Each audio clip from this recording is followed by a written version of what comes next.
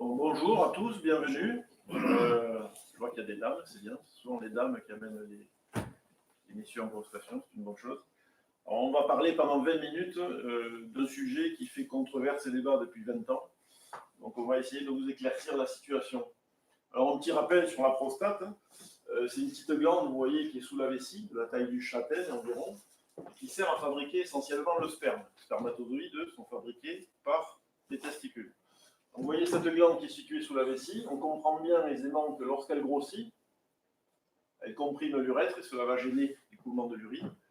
Ça, c'est un grossissement bénin de la glande qui touche un homme sur deux après 50 ans, qui s'appelle l'hypertrophie bénigne de prostate. C'est ce qui va vous donner les symptômes, des gènes à uriner, un jet faible et une fréquence urinaire qui augmente. Le cancer, lui, il est beaucoup plus sournois. Pourquoi? On en a parlé tout à l'heure, parce qu'il se développe plutôt sur la face postérieure et la zone périphérique. Donc, il n'entraîne pas forcément de troubles mictionnels. D'où l'intérêt d'aller le chercher pendant qu'il donne des symptômes, sinon c'est souvent trop tard. Le diagnostic du cancer se fait encore, toujours aujourd'hui, en 2019, par biopsie, c'est-à-dire qu'on passe une sonde d'échographie dans le rectum, on va prélever des petits bouts de prostate. Tout ce dont vous entendez parler, entre la biopsie liquide, l'IRM, les biomarqueurs, ça ne fait pas le diagnostic définitif. Le diagnostic définitif, c'est la biopsie. On va parler ensuite du PSA, ce fameux PSA, qui fait tant débat. Alors, le PSA a été découvert dans les années 70.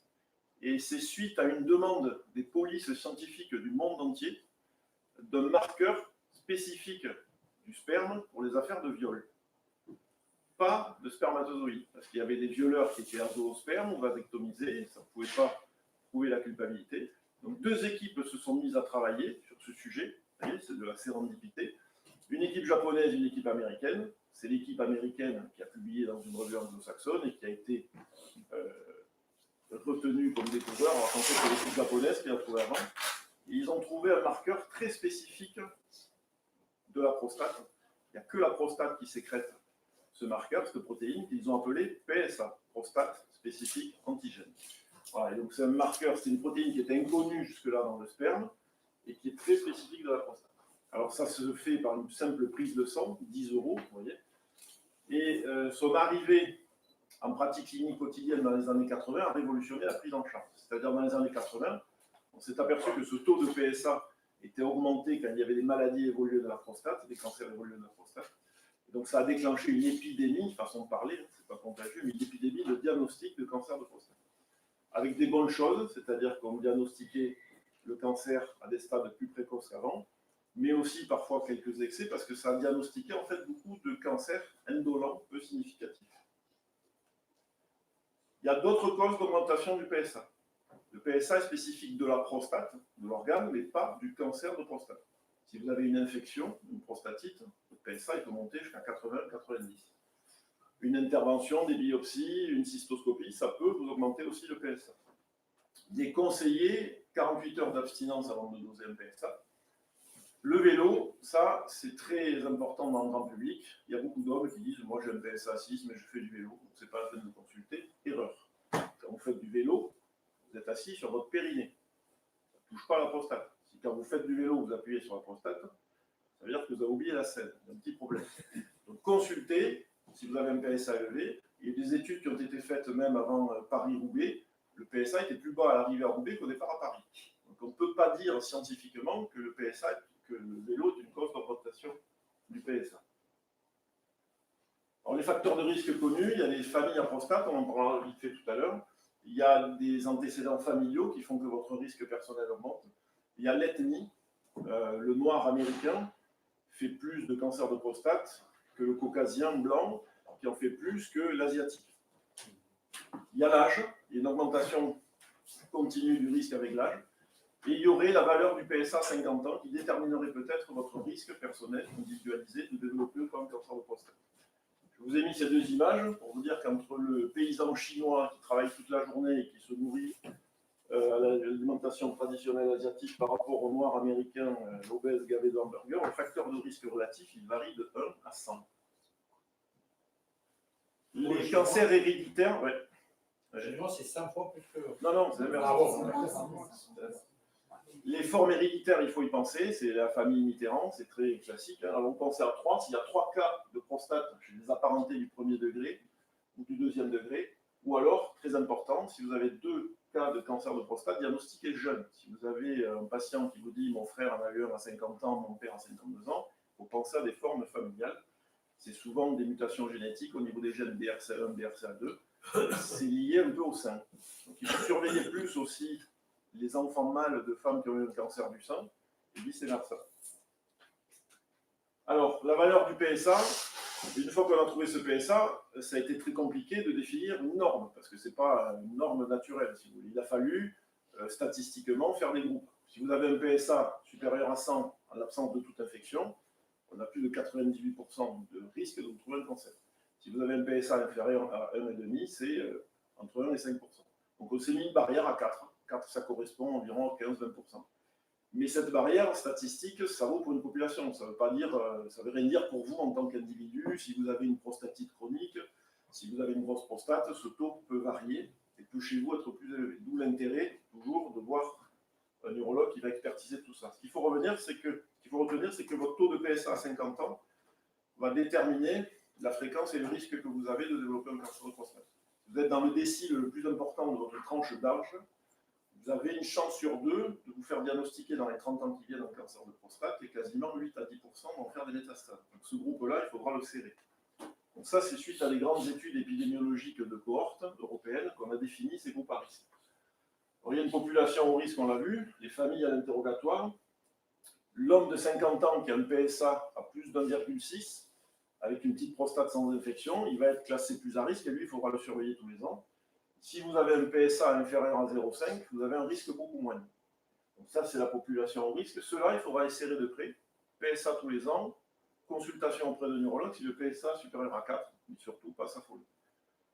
Population à faible risque, le fait de doser votre PSA à 50 ans aussi peut être informatif et vous inviter à le doser moins souvent.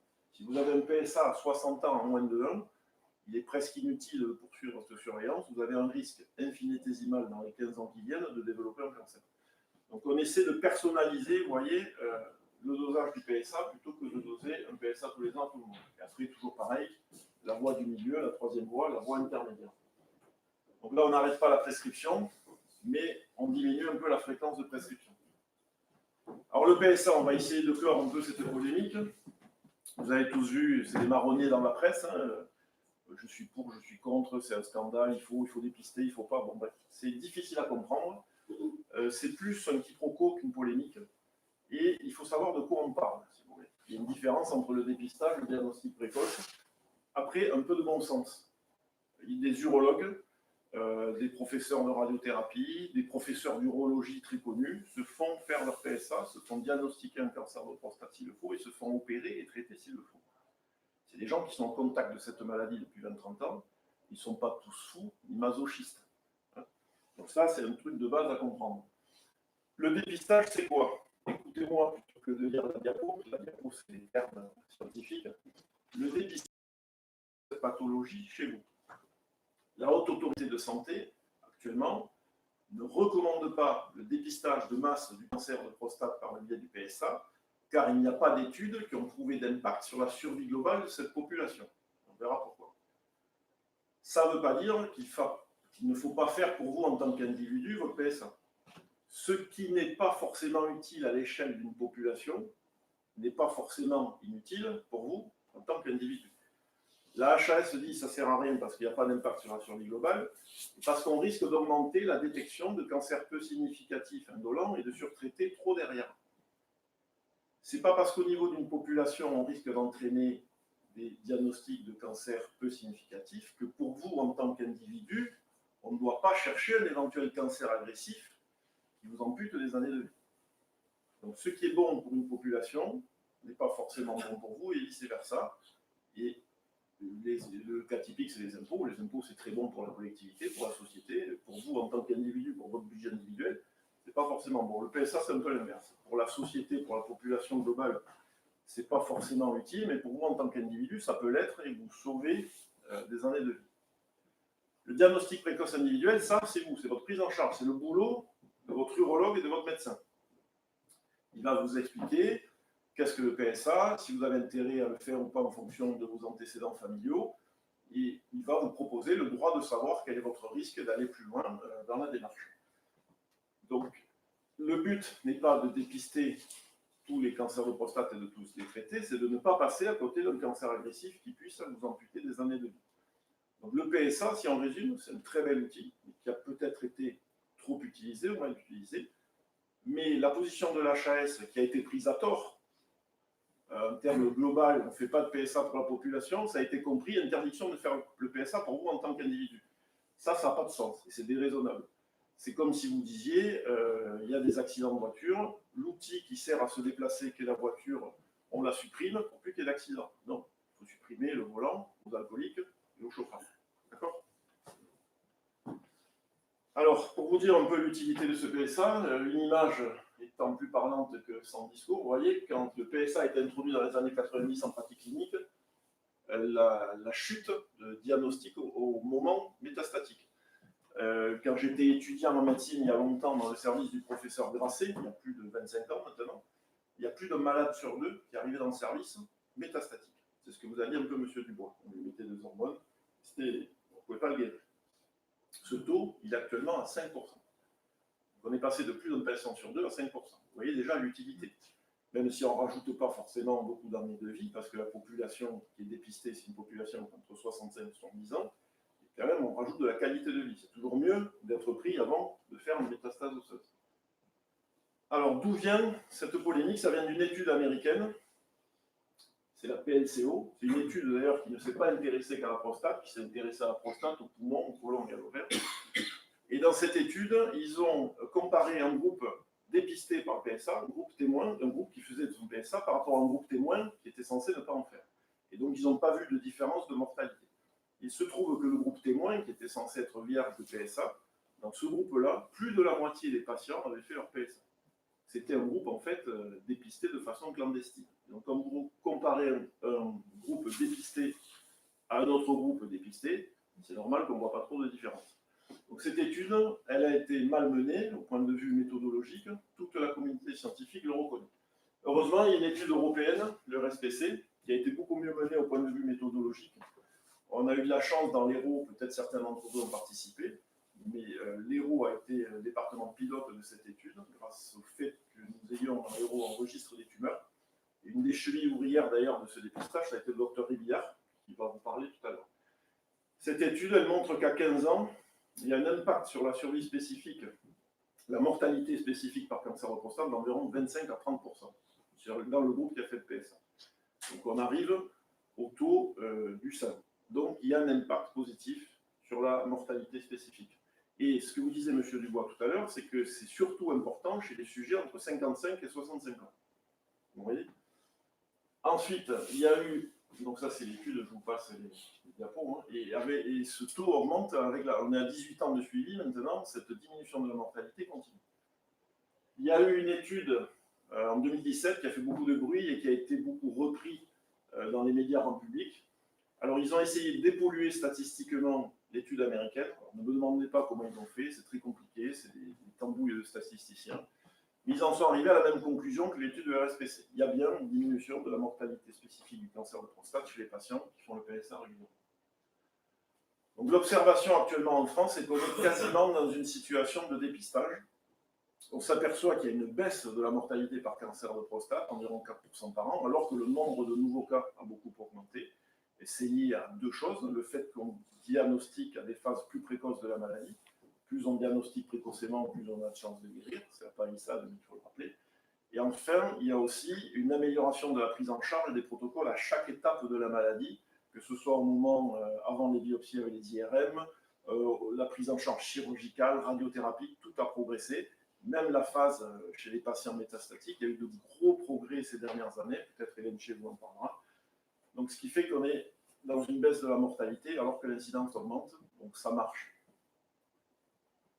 Voilà, conclusion. Retenez qu'il faut doser votre PSA à 50 ans. Ça va vous permettre de définir un rythme individualisé de prescription. Il y a un rationnel à ça.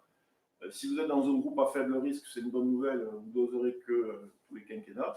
Si vous êtes dans un groupe plus à risque, il ne faut pas s'affoler du tout, mais il faut le doser plus régulièrement. Si jamais votre PSA augmente aussi et est au-dessus des normes, pas d'affolement, vous consultez votre urologue qui, 9 fois sur 10, va vous rassurer. Voilà, donc retenez qu'il ne faut pas diagnostiquer pour traiter tous les cancers de prostate. Il ne faut chercher que les plus agressifs qui sont mortels, mais ceux-là, il ne faut pas passer à côté. Le PSA est un très bel outil, mais qui a été mal utilisé ou trop utilisé. Il faut le prescrire de façon raisonnée et surtout l'interpréter avec discernement et sagacité. Et là, c'est l'urologue qui est le mieux placé. Ça progresse. Il y a actuellement l'association IRM prostatique de détection et biomarqueurs qui permet d'affiner les indications de biopsie.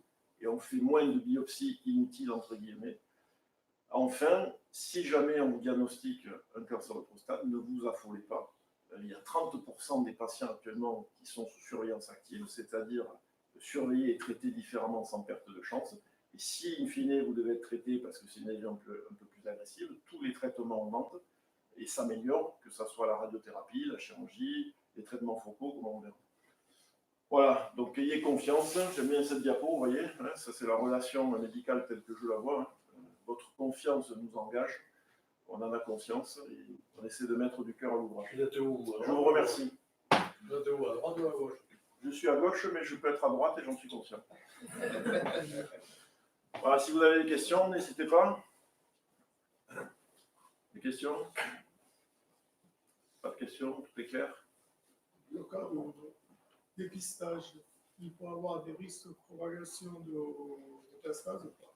Alors ça, c'est une question qui est très très fréquente en consultation, c'est dans le grand public. Il y a la notion que lorsqu'on fait des biopsies, on dissémine le cancer et qu'il y a des risques de diffusion. C'est vrai dans certains cancers, les sarcomes, les lésions urothéliales. Dans la prostate, pour vous répondre très précisément, c'est rare qu'on ait des réponses très tranchées en médecine, mais là on en a.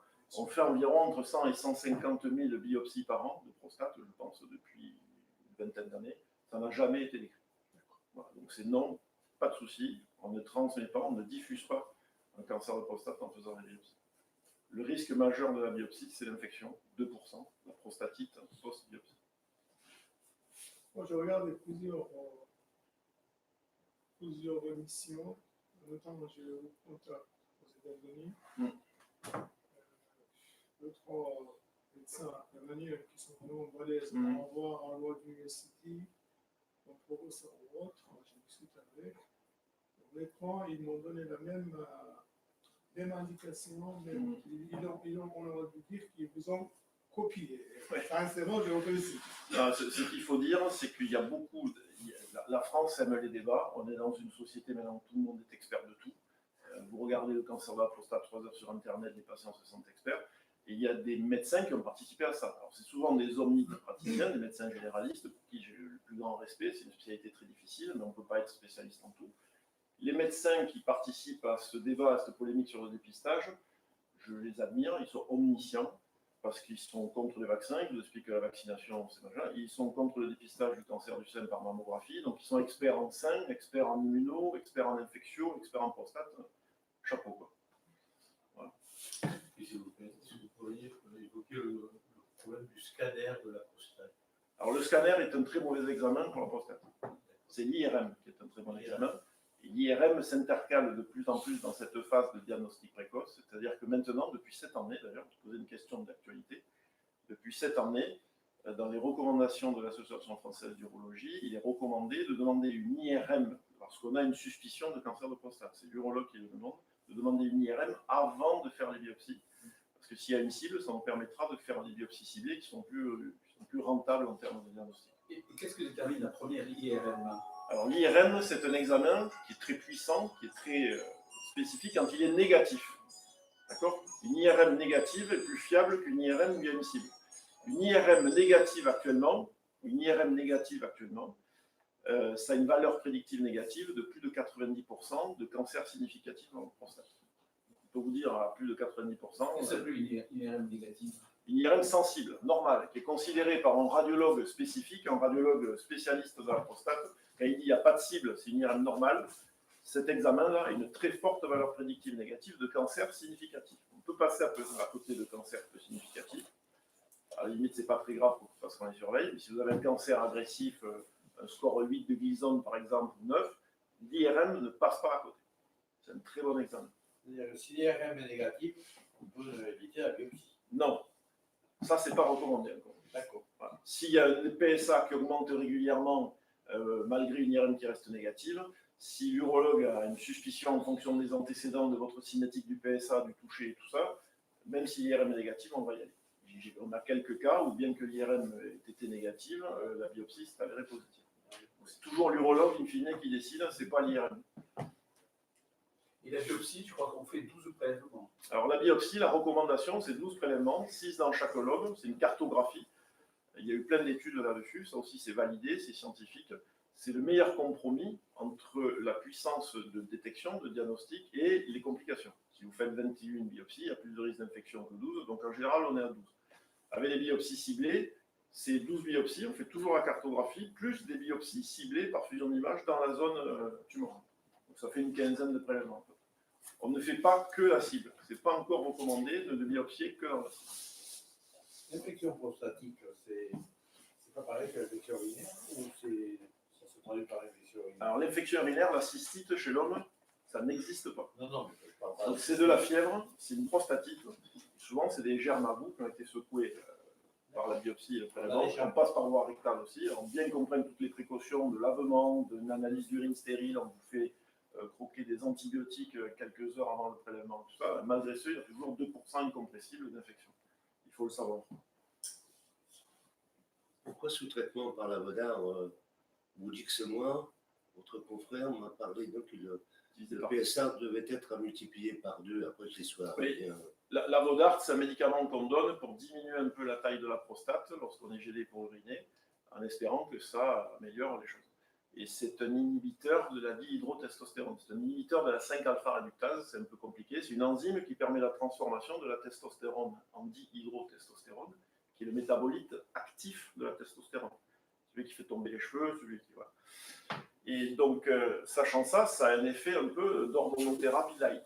Et donc, ça fait baisser votre PSA. Et en général, ça le divise par 2. Donc, si vous avez un PSA 3 sous la Vodart, il faut vous dire qu'il est à 6. Faut le savoir. Oui, on a sous à multiplier par 2, on a voilà, c'est ça. 15 Ouais. sur 16, je sais. Messieurs, là, bonjour. Nous avons l'honneur d'avoir l'AFP qui arrive. Oui. Après l'opération, Oui. faut-il faire? J'ai entendu parler de kiné spécialiste. Alors après l'opération, pour prostatectomie totale, l'ablation totale pour cancer, c'est ça, hein? D'accord. Là, il faut, normalement, ça se prépare. Alors ça, c'est chaque praticien a ses habitudes et ses convictions. Moi, nous, dans notre équipe, on prépare avant. C'est-à-dire qu'on fait de la kinésithérapie avant l'intervention, parce que ça permet de bien travailler le biofeedback, de trouver bien le bouton qui actionne le sphincter. C'est très important. Les hommes, on n'est pas habitués on n'a pas une forte conscience de notre périnée, contrairement aux femmes. Donc, on le travaille avant. Et après, effectivement, s'il y a des fuites, toujours une incontinence urinaire des forts, là, on vous envoie chez le kiné, rééduquer ce fameux sphincter strié volontaire que vous avez vu sur la prostate géante. 4%, les incontinences urinaires après prostatectomie à un an, c'est 4% actuellement. Et ça dépend plus du chirurgien et de l'expérience du chirurgien que de l'outil. C'est ce que je vous disais, il y a beaucoup de marketing autour des outils. Moi, je veux le laser, moi, je veux les ultrasons, moi, je veux le robot, le machin, tout ça. C'est le chirurgien qui compte. Le robot, c'est pas un robot, en fait. C'est pas un bouton sur lequel on appuie qui va vous traiter. C'est un télémanipulateur. Et il ne faut pas se déclarer expert parce qu'on a un outil d'expert.